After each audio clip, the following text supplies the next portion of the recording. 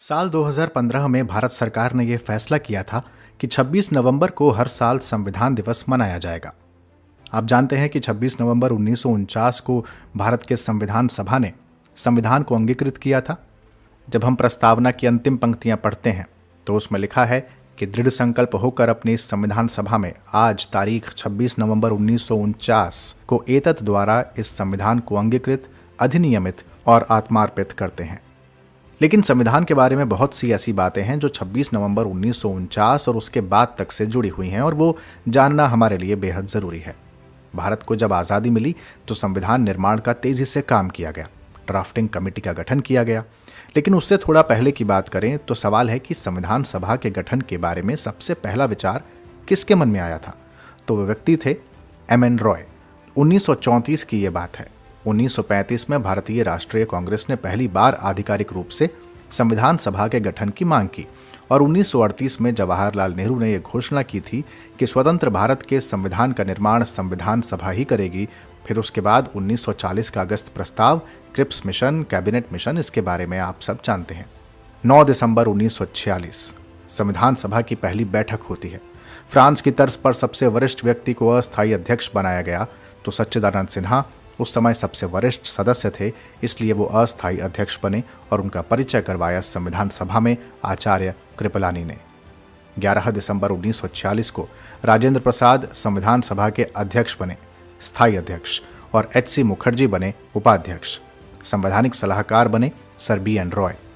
13 दिसंबर 1946 को जवाहरलाल नेहरू द्वारा उद्देश्य प्रस्ताव पेश किया गया, जिसे बाद में स्वीकृत कर लिया गया। इसके बाद माउंटबेटन योजना और भारत स्वतंत्रता अधिनियम 1947 आता है। इस अधिनियम के तहत संविधान सभा को पूर्ण रूप से सॉवरन यानी संप्रभु बनाया गया। अब संविधान सभा एक लेजिस्लेचर यानी विधायिका बन चुकी थी। अब उसे दो काम करने थे, एक संविधान बनाना था और दूसरा आम कानूनों को लागू करना था।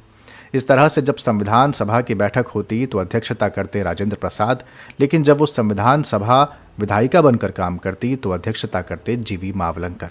इसलिए जीवी मावलंकर को हम पहला लोकसभा स्पीकर कहते हैं। भारत की आज़ादी से कुछ दिनों पहले 22 जुलाई 1947 को राष्ट्रीय ध्वज संविधान सभा में अपनाया गया। भारत को आज़ादी मिली, उसके बाद गठन हुआ ड्राफ्टिंग कमेटी का। ड्राफ्टिंग कमेटी के चेयरपर्सन बनते हैं B.R. अम्बेडकर। गठन होता है 29 अगस्त 1947 को। इसमें अन्य सदस्य थे गोपाल स्वामी अयंगर, अल्लादी कृष्ण स्वामी अय्यर, K.M. मुंशी, सैयद मोहम्मद सादुल्लाह, B.L. मित्र।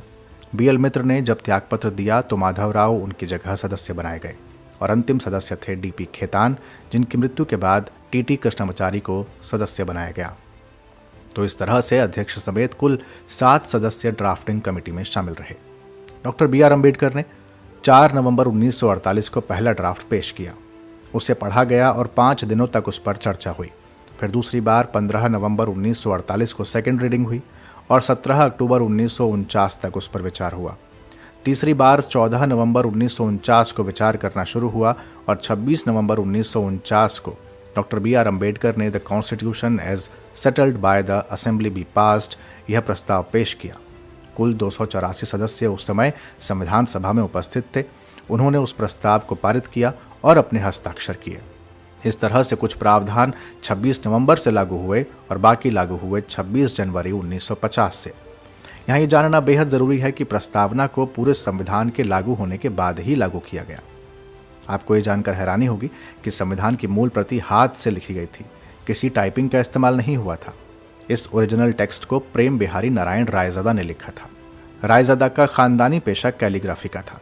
उन्होंने बेहद खूबसूरत इटैलिक लिखावट में इस संविधान के प्रति को लिखा था।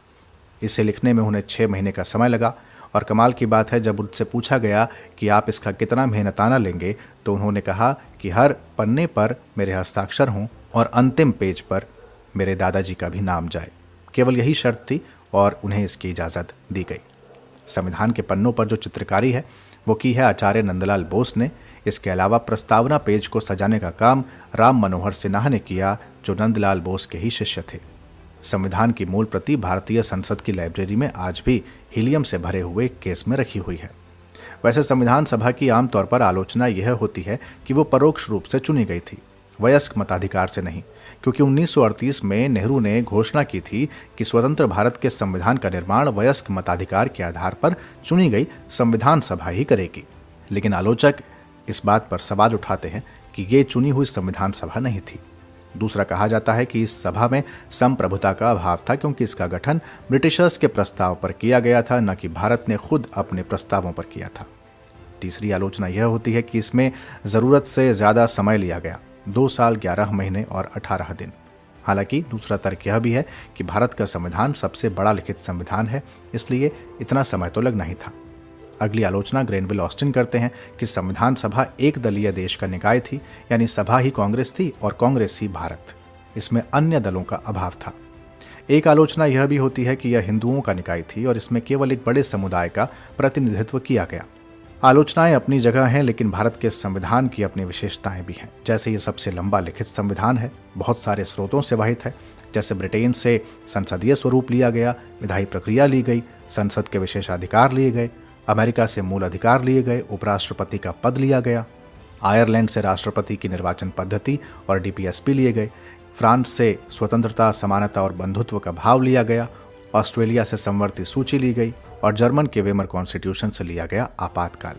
दक्षिण अफ्रीका से संविधान संशोधन प्रक्रिया अपनाई गई और भारत सरकार 1935 अधिनियम से राज्यपाल का कार्यालय, न्यायपालिका और लोक सेवा आयोग का विवरण मिलता है।